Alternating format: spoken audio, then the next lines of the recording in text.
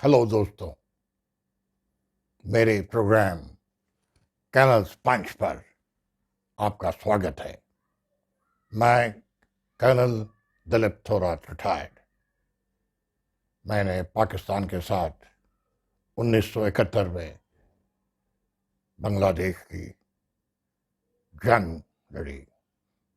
मैंने पाकिस्तान को टूटते देखा है।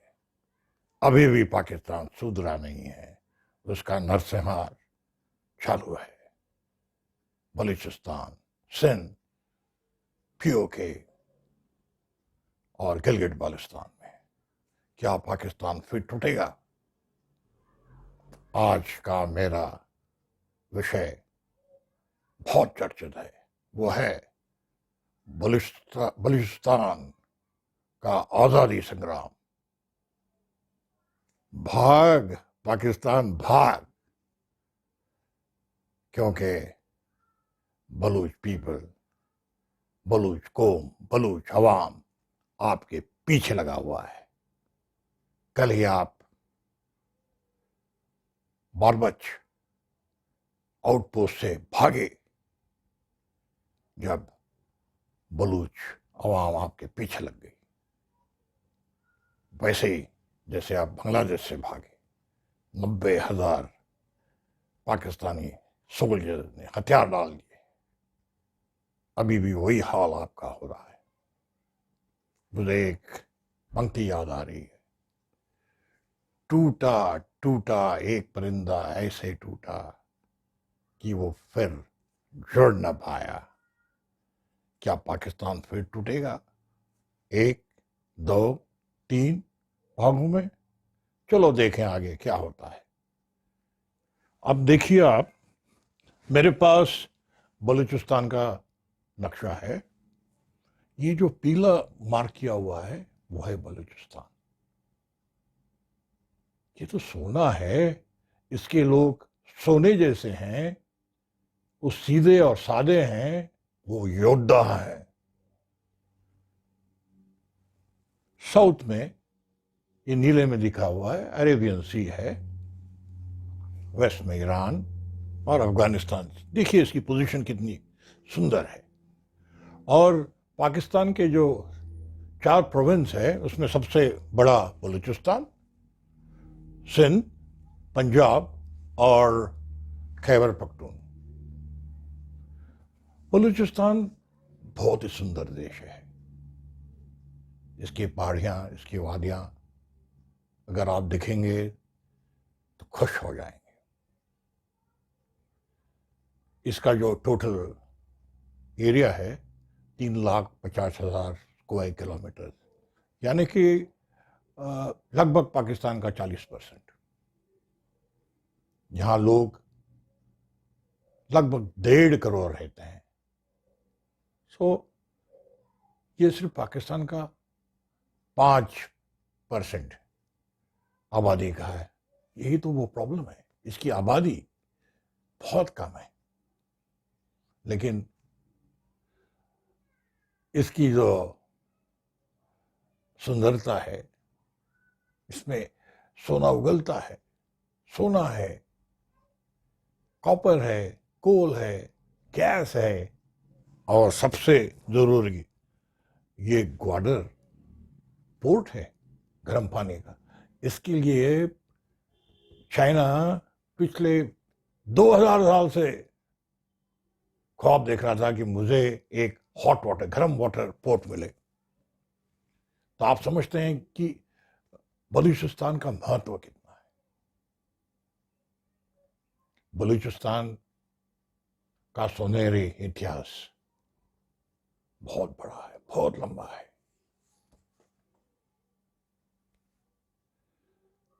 ग्रीक हिस्ट्री में 650 बीसी में इसका उल्लेख है। चंद्रगुप्त मौर्य के समय में यह आजाद था। इसने अरब और मुगलों के साथ बहुत लड़ाई लड़ी और यह आजादी रहा। ब्रिटिश के साथ 3 लड़ाइयां लड़ी। वो मान गए ये योद्धा कौम है, इनको हाथ मत लगाओ। ایران افغانستان کے ساتھ ان کا ملاپ ہے، ان کے بارڈرز مارکڈ ہیں. تو ہمارا پاکستان یہ تو کل کا دیش ہے، 70 سال بھی اس کے بڑے مشکل سے پورے ہوئے ہیں. یہ کبھی دنیا کے نقاشے میں ہی نہیں تھا، میپ میں بھی نہیں تھا. اس کو سندھ، بلوچ، پشتون ان لوگوں سے کیا لینا تھا؟ پاکستان کی اپنی زمین بھی نہیں تھی. اس لیے وہ راج کرنے کے بعد وہ اپنے ہی لوگوں کو مارنے لگا. بنگلہ دیش تو نکل گیا، یہ 3-4 پرانت جو باقی ہیں ان کی سنہری ہسٹری ہے، یہ بھی تنگ آ کر چلے جائیں گے.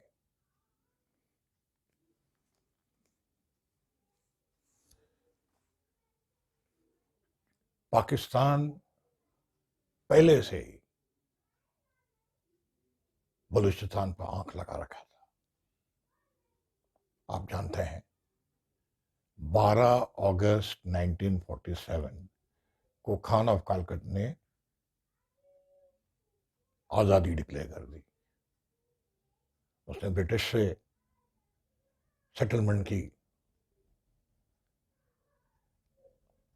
سگنیچر بھی کی.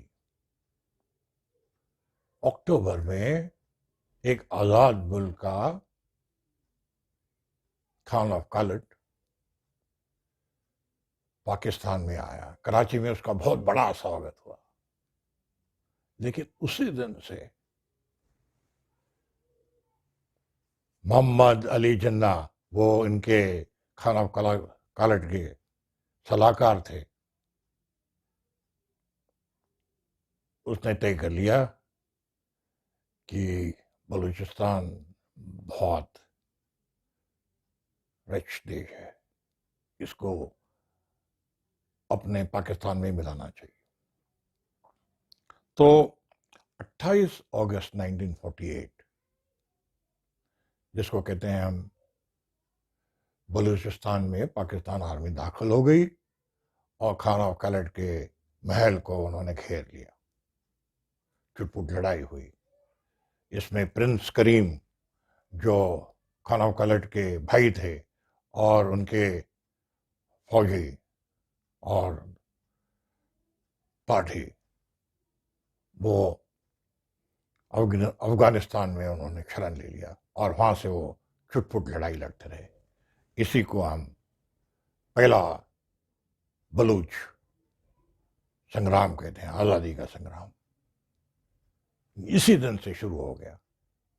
پاکستان آرمی نے پورے یو این چارٹر کو توڑتے ہوئے بلوچستان کو آکوپائی کر لیا. دوسرا سنگرش 1958-59 میں ہوا. پاکستان نے پھر ان کے دل پر کھنجر گھسا دیا.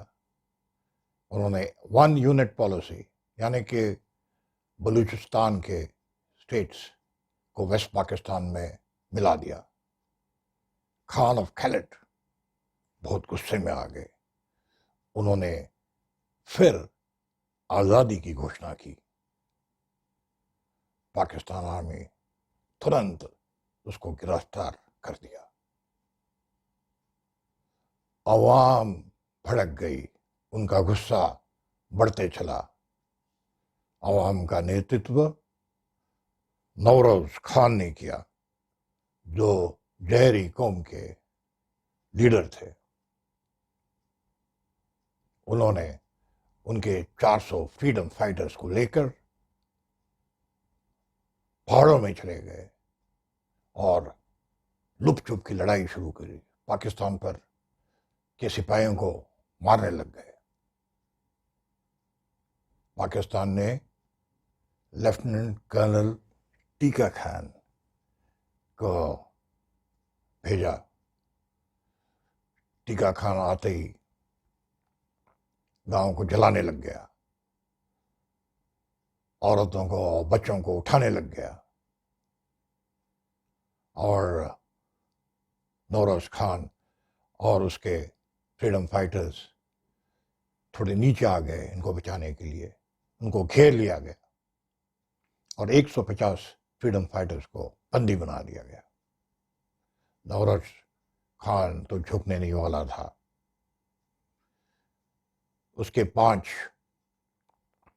نزدیکی رشتہ دار کو ہینگ کیا گیا، پھانسی لگائی دی. یہاں سے بھٹو کی پھانسی تک کا راستہ کھل جاتا ہے.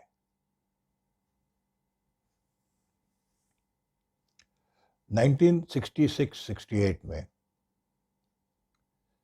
بلوچ عوام پھر غصے میں آ گئی. اس بار اس کا کمانڈر بہت زبردست تھا، شیر محمد ماری. وہ ماری قوم کا لیڈر تھا.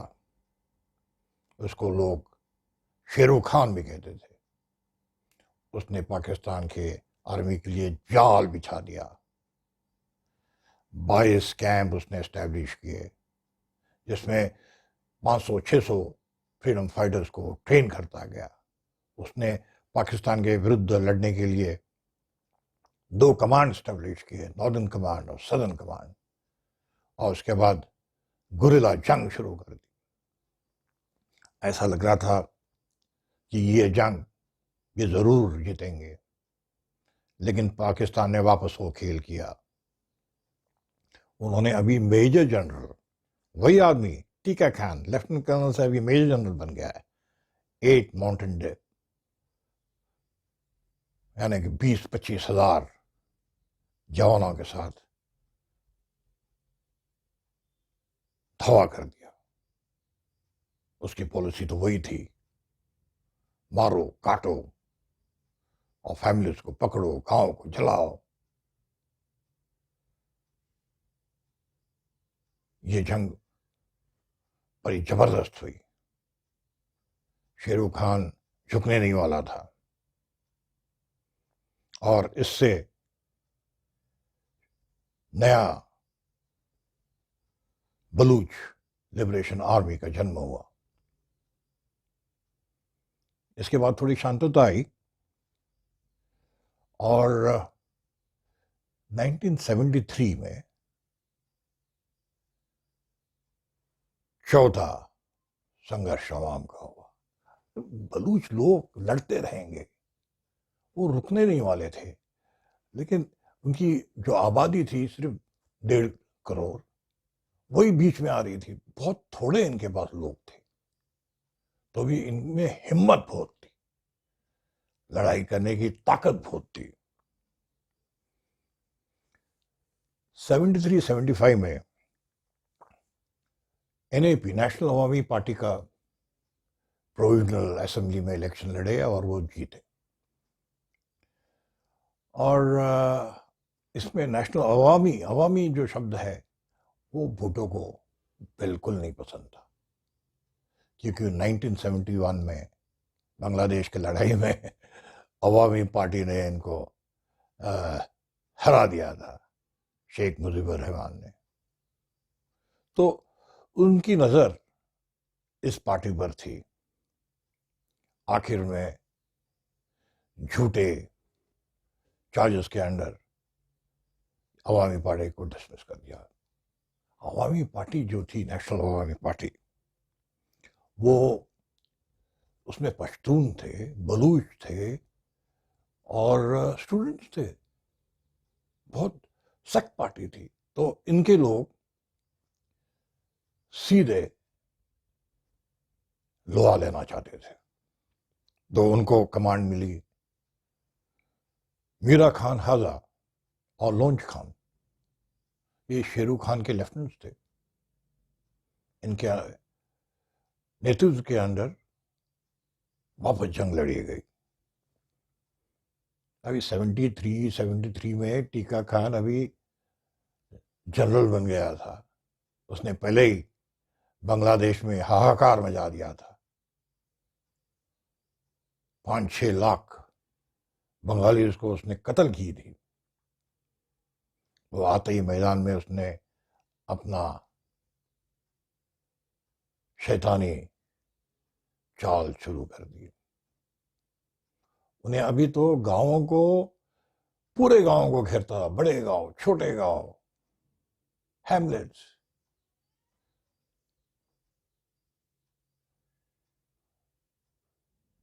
درسنہار کرنے شروع کر دیا، لوگوں کو سیدھا اکٹھا کر کے مارنے لگ گیا. جو آدمی خون کھاتا ہے، کلر ہے، وہ سدھرنے والا نہیں تھا. آخر میں لڑائی تھم گئی. 6,000 فریڈم فائٹرز مارے گئے، بہت سے گم ہو گئے، ہزاروں میں شرناರ್ಥی ہو گئے. یہ تو ٹیکا کھانا پاکستان آرمی کا کام رہتا تھا. وہ اپنے ہی لوگوں کو مارتے تھے، اس میں تو وہ ایکسپرٹ تھے. بہت برا حال کرتے تھے لوگوں کا. اس لیے لوگ، عوام ان کے ساتھ سنگرش کرتی تھی ہر بار.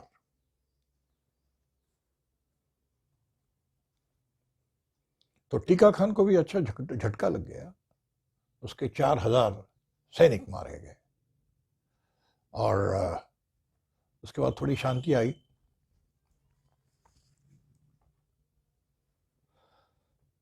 ابھی 2-3 جنوری 2005 ایریا سوئی آئل فیلڈ، کیپٹن حامد نے ڈاکٹر شاہجہاں کھیڑیا کا بلاತ್ಕಾರ کر دیا. یہ کسی بلوچ، کسی پٹھان، کسی پشتون کو شکار نہیں تھا. بلوچستان میں آگ لگ گئی، سوئی آئل فیلڈ کو جلایا گیا. اس کے پائپس جو آئل لے جا رہے تھے ان کو اڑایا گیا. سبھی جگہ بام، گرینیڈ پھٹنے لگ گئے. جنرل مشرف پہلے ہی 1999 میں کارگل یدھ ہارا تھا. اس نے اس کے سب سے اچھے ٹروپس 2 بریگیڈ بھیج دیے. 4,500 6,000 لوگ وہاں پہنچ گئے. اور تھوڑے سنگرش کے بعد استھتی نارمل ہو گئی. جنرل مشرف کو جھکنا پڑا. نواب اکبر بگٹی کے سامنے وہ مان گیا کہ ہم سوئی گیس والے اور بلوچ لوگوں کو مان اور سنمان دیں گے. 15 پوائنٹ ریونیو پروگرام شیئرنگ کا اس نے اگری کر دیا. لیکن مشرف ایک ایسا جنرل تھا، وہ چھوڑنے والا نہیں تھا. اس نے یہ چیلنج کی طرف دیکھا. تھوڑے ہی مہینوں میں 15 دسمبر 2005 میں پاکستان کا میجر جنرل ڈار اور بریگیڈیئر سلیم فرنٹیئر وار کے تھے. ان کا ایمبوش، ان کو چوٹ لگ گئی. مشرف اب پورا پلان میں آ گیا. وہ ابھی موقع دیکھ رہا تھا.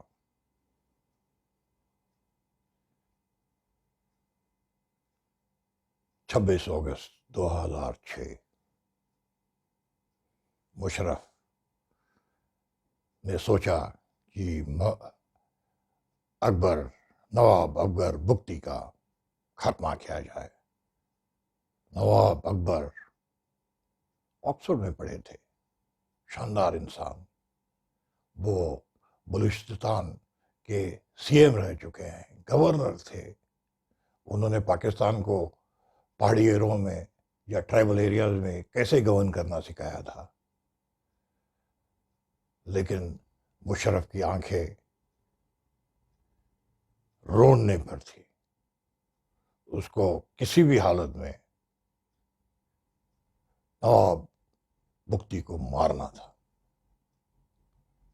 اس نے کم سے کم 30,000 فوجی بگٹی ایریا میں بھیج دیے. انہوں نے پورے گاؤں شہر چھان نکالا، لوگوں کو مارنے لگ گئے. آخر میں ان کو پتا چلا کہ نواب بگٹی جو بھی 80 سال کے تھے، بہت شاندار آدمی جس کا link relations Afghanistan, Iran, Europe سبھی کے ساتھ تھے، ہندوستان کے ساتھ بھی بہت نزدیکی تھی. ان کو ایک گفا میں، کیو میں، کوئٹہ سے 150 کلومیٹر دور ماؤنٹنز میں ان کا لوکیشن ان کو پتا چل گیا کہ وہ ادھر ہے. تو کیا، مشرف نے پوری آرمی لگا دی، پورا جوڑ لگا دیا.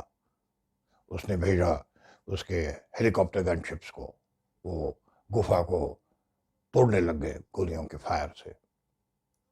ان کی پاکستان ایئر فورس نے بھی گولے ڈال دیے، بام کر دیے.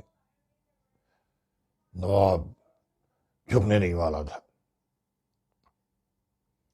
آخر میں فرنٹل اٹیک کیا پاکستان آرمی نے، بہت جنگ لڑی. جب نواب بگٹی کو ہرا نہ سکے تو انہوں نے وہ پوری کیو کو ایکسپلوزو لگا کر اڑا دیا. ایک 80 سال کا بوڑھا جس کے پوتے لڑکے آلریڈی بلوچستان کے لیے شہید ہوئے ہیں، اس کو مار دیا. بلوچستان کی آزادی کا سنگھرش اب زور پکڑنے لگ گیا. بلوچ عوام کا سنگرام تاج اور تخت کو اڑا سکتا ہے. میں پھر کہتا ہوں، بلوچ عوام کا سنگرام تاج اور تخت کو اڑا سکتا ہے. آج بلوچ سنگرام یوا شکتی کے ہاتھ میں ہے.